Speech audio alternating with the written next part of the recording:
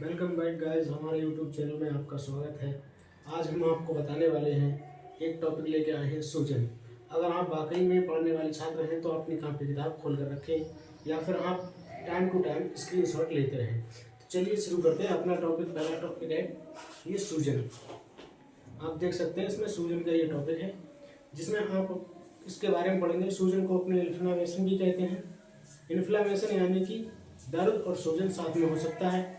Inflammation के बारे में ऐसी जानकारी है, इन्फ्लेमेशन एक ऐसी प्रक्रिया है जब कोई अराजक तत्व यानी कि बाहर से कोई तत्व शरीर के अंदर आ जाता है तो हमारा शरीर क्या करता है, उसके विपरीत यानी कि उसके खिलाफ में इम्यूनिटी बनाता है और उसको खत्म कर देता है।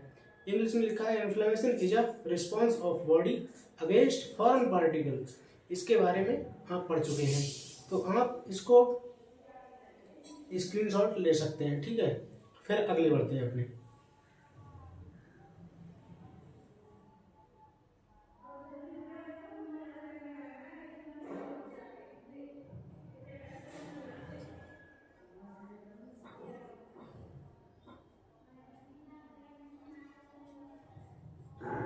अब हम स्क्रीनशॉट ले सकते हैं।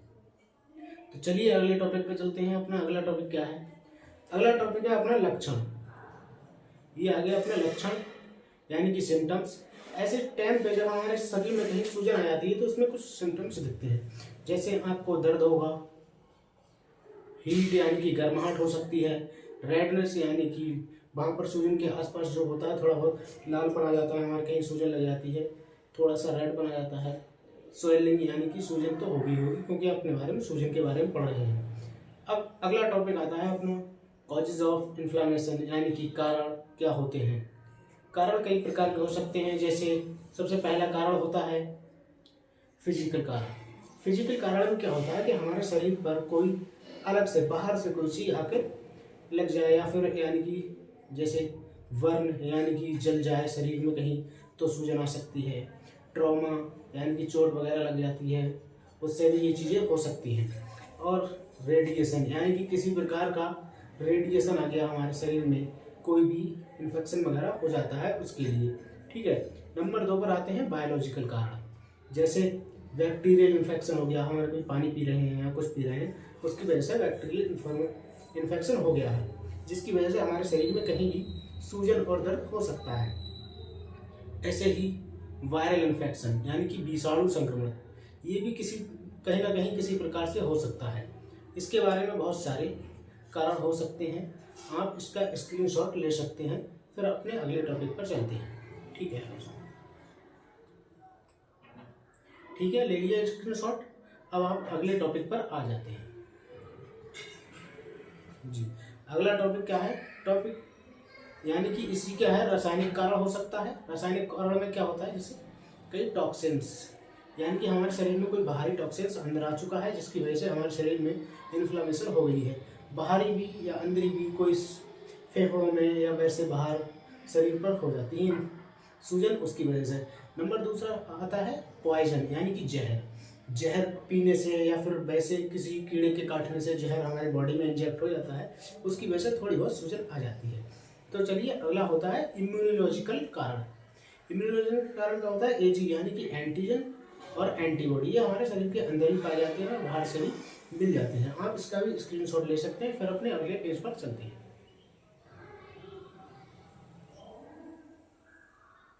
तो आप इसका स्क्रीनशॉट ले चुके होंगे। अब अपने अगले पेज पर चलते हैं। Types of inflammation. Types of inflammation यानी कि इन्फ्लेमेशन के प्रकार कितने होते हैं और क्या क्या होते हैं। जैसे इन्फ्लेमेशन के प्रकार 2 प्रकार के होते हैं। एक होती है एक्यूट इन्फ्लेमेशन यानी कि तुरंत वाली, इसके बारे में अभी हम आपको बताने वाले हैं कैसा होता है इन्फ्लेमेशन एक्यूट। और दूसरा होता है क्रोनिक इन्फ्लेमेशन।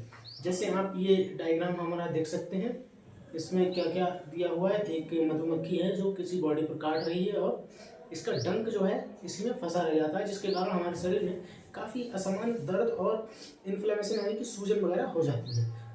तो इसके बारे में पढ़ते हैं एक्यूट इन्फ्लेमेशन। पहला हमारा हेडिंग है एक्यूट इन्फ्लेमेशन। ठीक है, आप इसको स्क्रीनशॉट ले सकते हैं। इसके बारे में हम पढ़ाने वाले हैं। देखो क्या है ये एक्यूट इन्फ्लेमेशन। एक्यूट इन्फ्लेमेशन यह प्रक्रिया कुछ समय तक चलती है, कुछ समय तक यानी कि बहुत छोटे समय तक, जैसे अभी हुआ और तुरंत 1-2 घंटे बाद खत्म हो गया। जैसे it is a short term of process, ये बहुत छोटा सा प्रोसेस है, जल्दी से होने वाला है, जल्दी खत्म भी होने वाला है। यह प्रक्रिया कोई भी इन्फेक्शन के होने से 1 या 2 घंटे के बाद ही चालू हो जाती है। जैसे कोई, अभी हमने अपना डायग्राम देखा ये मधुमक्खी वाला, जैसे किसी मधुमक्खी ने हमारे शरीर पर कहीं भी डंक किया तो ये क्या है कि 1-1.5 घंटे के अंदर ही चालू हो जाएगी सूजन वगैरह हमारे शरीर पे। फिर थोड़ी देर बाद हमारे असहनीय दर्द होगा, उसके लिए आप जो भी कर सकते हैं। फिर इसका आप स्क्रीनशॉट ले सकते हैं। फिर आप अगले पेज पर चलते हैं। तो आपने स्क्रीनशॉट ले लिया होगा, अब आप अगले पेज पर चलते हैं। अब दूसरा टॉपिक आता है हमारा क्रोनिक इन्फ्लेमेशन। क्रोनिक इन्फ्लेमेशन क्या होता है? ये इन्फ्लेमेशन एक ऐसी सूजन है जैसे कई महीनों तक चलती रहती है। जैसे आप देख सकते हैं क्रोनिक इन्फ्लेमेशन कई महीनों तक चलती है। इसके कुछ कारण होते हैं जो क्रोनिक इन्फ्लेमेशन को और बढ़ा देते हैं। जैसे कुछ ऐसे कारण भी होते हैं जैसे क्रोनिक इन्फ्लेमेशन को और बढ़ा देते हैं। जैसे नंबर 1 पर आता है उम्र का ज़्यादा होने से। जैसे कोई ओल्ड एज व्यक्ति है तो उसमें कोई बीमारी होती है, लंबे समय तक चल जाती है, उसी को क्रोनिक इन्फ्लेमेशन कहते हैं। ऐसी जैसे कोई सूजन रहती है, जैसे पैर में सूजन आ जाती है, हाथ में सूजन आती है, तो बूढ़े आदमी को थोड़ा सा देर तक ये सूजन चलती है। नंबर 2 पर आती है ज़्यादा मोटा हो। जैसे कोई ज़्यादा मोटा आदमी होता है, उसके कहीं भी सूजन आ जाती है तो वो थोड़ी सी लंबी चल जाती है, क्योंकि उसको थोड़ी ऐसा फैट भी रहता है, उसको इसकी वजह से रहती है। नंबर 3 पर आ रही है धूम्रपान, यानी कि स्मोकिंग। स्मोकिंग करने वाले व्यक्ति को भी कभी कभी सूजन ज़्यादा रहती है, कभी कभी उसके फेफड़ों में सूजन आ जाती है, खांसी जुकाम रहती है, ये सब उसको होने लगती हैं हल्के हल्के, तो काफ़ी समय तक चल जाती हैं। अब ऐसी तरीके से कई प्रकार की बीमारियां होती हैं जो लगातार जो है इन्फ्लेमेशन कहलाती है, क्रोनिक इन्फ्लेमेशन। जैसे अस्थमा, ये हमारी एक बीमारी होती है अस्थमा। अस्थमा यानी कि हमारे फेफड़ों को ज़्यादा सूजन दे देती है, इसीलिए हमेशा इनमें सूजन बनी रहती है, इसीलिए ये जो है क्रोनिक इन्फ्लेमेशन का कारण बनती है। नंबर 2 पर आता है कैंसर। कई प्रकार के मरीज होते हैं जिनमें कैंसर होता है, ये भी क्रोनिक इन्फ्लेमेशन का कारण होता है। नंबर 2 शुगर यानी कि डायबिटीज, ये भी मरीज को जब हो जाती है तो डायबिटीज में हमेशा मरीज को हल्की फुल्की सूजन यानी कि इन्फ्लेमेशन रहता ही है, इसीलिए इस बीमारी को भी हम क्रोनिक इन्फ्लेमेशन के नाम से जानते हैं। ऐसे नंबर 2 पर आती है ट्यूबरक्लोसिस यानी कि टीबी की बीमारी। टीबी की बीमारी यानी कि क्षय रोग, ये भी हमारा हल्का फुल्का कहीं ना कहीं क्रोनिक इन्फ्लेमेशन की ओर ले जाता है हमें, और इसीलिए इसको भी क्रोनिक इन्फ्लेमेशन के दायरे में रखा गया है। आप अब इसका भी स्क्रीनशॉट ले सकते हैं। फिर अपने अगले टॉपिक पर चलते हैं, या फिर अगर आप कॉपी बना रहे हैं लगातार धीरे धीरे तो वीडियो को पॉज करके फिर उसको कॉपी में लिख के फिर आगे बढ़ सकते हैं, ठीक है। तो चलिए स्क्रीनशॉट ले लीजिए, हम आगे पेज पर चलते हैं।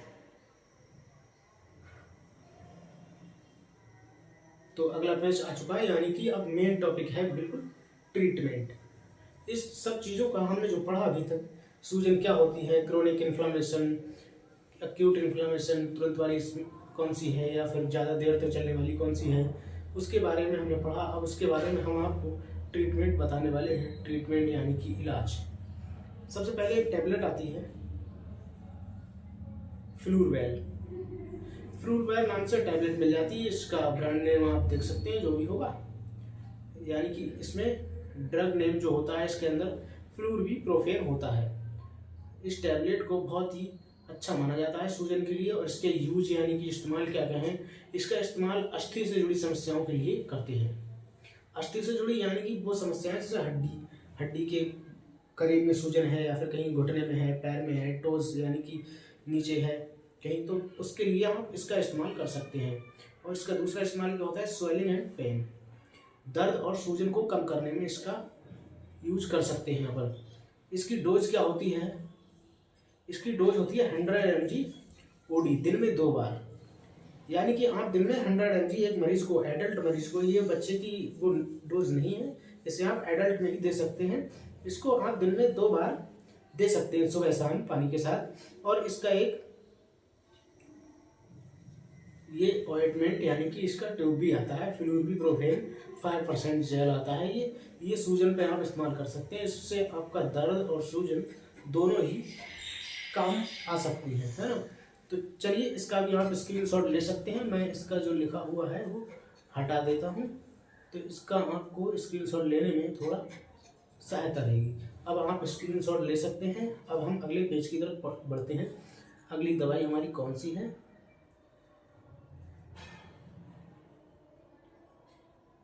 ये हमारी अगली दवाई आ चुकी है, यानी कि कहीं ना कहीं अब कभी हमारे हाथों पैरों में सूजन थी उसके बारे में हमने पढ़ा। और हाँ गाइस, आप इसके जो ड्रग नेम मैं बता रहा हूँ इसको खासकर ध्यान रखें, क्योंकि ब्रांड नेम कभी भी चेंज हो सकता है, यानी कि ड्रग नेम हमें वही रखना है।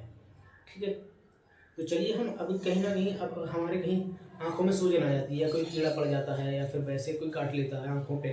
जैसे कभी कभी बर आपने देखी होगी, पीले कलर की होती है, लाल कलर की होती है, वो हमारे कभी कभी आंखों के करीब में डस लेती है, तो उसका जो इन्फेक्शन होता है तो उसकी वजह से हमारी आंखें सूज जाती हैं। तो उसके लिए एक ड्रॉप आता है, ड्रॉप का नाम होता है फ्लूर नाम होता है ड्रॉप का। ये आप स्क्रीन पे इसका फोटो देख सकते हैं, फ्लूर नाम से ड्रॉप है। और इसके अंदर ड्रग नेम जो होता है फ्लूरबीप्रोफेन। ये वही ड्रग है जो अभी पीछे एक टैबलेट में आया था सूजन और दर्द के लिए, और इसका इस्तेमाल भी वही है। स्वेलिंग इन आइज, आंखों में सूजन के लिए काम में आता है। आइज पेन यानी कि आंखों में दर्द हो तब भी इसे इस्तेमाल कर सकते हैं। इसकी डोज क्या है? इसकी डोज है BD, दिन में 2 बार। आप 2 बूंद इस्तेमाल कर सकते हैं दिन में 2 बार।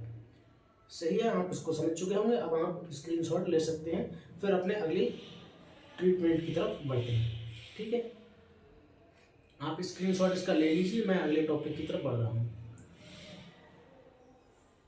ठीक है गाइस, तो दोस्तों अगली गोली जो है हमारी, इसका काम भी बहुत सिंपल है और हर मेडिकल स्टोर पर मिलने वाली गोली है। अगर आप इसको सही से इस्तेमाल करते हैं तो आप इसको खाली अच्छे से यूज कर पाएंगे और अपने मरीज को खूब देख पाएंगे। और मैं आपको पहले ही बता दूं, ये वीडियो जो है अपनी किसी पेशेंट के लिए नहीं है, बल्कि जो डॉक्टर गांव में प्रैक्टिस करते हैं, मेडिकल चलाते हैं, उनके लिए ये वीडियो है। आप अपने रिस्क पर देखें। इसका बीमारी या मरीजों से कोई संबंधित नहीं है। मरीज इसको डायरेक्ट ना ले, किसी डॉक्टर की सलाह के साथ ही ले।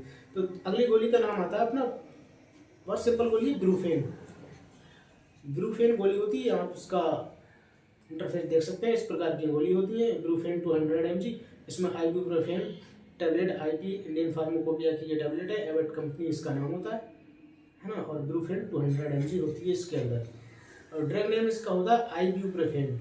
अभी जो हमने देखा था उसमें फ्लूरबीप्रोफेन था, इसमें आइबुप्रोफेन है। ठीक है, इसका इस्तेमाल यानी कि यूज क्या होता है? बॉडी में स्वेलिंग, यानी कि बॉडी में कहीं सूजन है हमारे, तो इस गोली का आप इस्तेमाल कर सकते हैं। और अगले क्या इसका यूज है? Swelling and pain in ovarian uterus. इसका खास ये चीज है, ओवेरियन यूट्रस। जैसे कई महिलाएं होती हैं जिनकी ओवेरी या यूट्रस में कहीं ना कहीं सूजन या दर्द हल्का फुल्का रहता है, तो उसके लिए आप ये मरीज को दे सकते हैं। एडल्ट मरीज के लिए है ये, बच्चों के लिए जरा अपने हिसाब से डोज बना के दीजिए आप, कोई दिक्कत नहीं है, बहुत अच्छा काम करती है। इसकी डोज क्या होती है? 200 mg, जैसा कि आप देख रहे हैं ब्रूफेन 200 mg। इसकी 400 mg एंड 600 mg भी आती है। तो आप इसका 200 mg BD दिन में 2 बार यानी कि सुबह शाम दे सकते हैं, है ना। तो इसका आप स्क्रीनशॉट ले सकते हैं। मैं इसको जरा लिखा हुआ थोड़ा कम कर देता हूँ, आपको सही से दिख जाएगा। आप इसका स्क्रीनशॉट ले सकते हैं। अगली बार अपने अगले टॉपिक पर चलते हैं। हमारी अगली टैबलेट का नाम है, आप देख सकते हैं अगली टैबलेट अपनी नेप्रोसिन। ये आप इसका इंटरफेस दे सकते हैं। नेप्रोसिन 500 mg की है, इंडियन फार्माकोपिया की ये मेडिसिन है। इसका ड्रग नेम जो होता है इसमें नेप्रोक्सेन होता है इसके अंदर। इसका ड्रग नेम आप खासकर देख सकते हैं, डिब्बे पे भी लिखा हुआ है। इसका इस्तेमाल जो होता है बॉडी में स्वेलिंग यानी कि सूजन, अब अपने सूजन के बारे में पढ़ रहे हैं तो दवाइयाँ भी सूजन से ही रिलेटेड है। बॉडी पेन यानी कि शरीर में दर्द में भी काम में आ जाती है। इसीलिए आप इसकी डोजेस क्या बनाएंगे? डोजेस की होती हैं जैसे 500 mg BD दिन में 2 बार। किसी एडल्ट मरीज को आप दे सकते हैं इसे दिन में 2 बार 500 mg, या फिर OD दिन में 1 बार। यानी कि अगर कम दिक्कत है, कम सूजन है, तो इसे आप दिन में 1 बार दे सकते हैं खाना खाने के बाद, या फिर अगर मरीज को ज़्यादा दिक्कत है तो दिन में 2 बार दे सकते हैं इसे। ठीक है, 500 mg, इसके mg ध्यान रखना है और इसको ज़रा ध्यान से ही देना है, किसी डॉक्टर की सलाह से ही। ठीक है, अब आप इसका स्क्रीनशॉट ले सकते हैं। मैं इस पर कुछ ये लिखा हुआ है, ये हटा देता हूँ, है ना। अब आप इसका स्क्रीनशॉट आसानी से ले सकते हैं। फिर हम अगले बढ़ते हैं। हमारा अगला टैबलेट क्या होने वाली है, हमारी अगली टैबलेट ये होने वाली है। इसमें अपनी अगली टैबलेट है, गोली का नाम है, बहुत सिंपल गोली है ये, पायरॉक्स DT। ये आप देख सकते हैं, इसका ब्रांड नेम है पायरॉक्स DT और ये कंपनी है सिप्ला कंपनी की। ये टैबलेट होती है, इस टाइप का ये पत्ता आता है। 20 mg में टैबलेट है। इसका ड्रग नेम होता है पायरॉक्सिकम। ये आप देख सकते हैं, पायरॉक्सिकम डिस्पेरेबल टैबलेट होती है। इसे आप मुंह में रख के चूस भी सकते हैं और पानी से भी ले सकते हैं। इसका इस्तेमाल क्या होता है, आप देखें तो जॉइंट स्वेलिंग और पेन, यानी कि हमारे जोड़ों में दर्द और सूजन जो हो जाती है, कभी कभार हम गाड़ी से गिर जाते हैं या फिर कहीं कोई चीज़ उठाते वक्त हमारे जोड़ों में दर्द होता है, तो उसकी जो सूजन आती है और दर्द होता है, उसके लिए हम इस गोली का इस्तेमाल कर सकते हैं। इसकी डोज क्या रहने वाली है, इसकी डोज गाइस रहने वाली है 20 mg BD। दिन में 2 बार इसे इस्तेमाल करते हैं, या फिर अगर ज़्यादा दिक्कत है तब आप इसको दिन में 2 बार इस्तेमाल कर सकते हैं, सुबह शाम के लिए। और अगर आप कोई दिक्कत नहीं ज़्यादा, तो इमरजेंसी में आप SOS यानी कि इमरजेंसी में इसे इस्तेमाल कर सकते हैं। तो चलिए, इसका भी आप स्क्रीनशॉट ले सकते हैं और हम अगले बढ़ते हैं।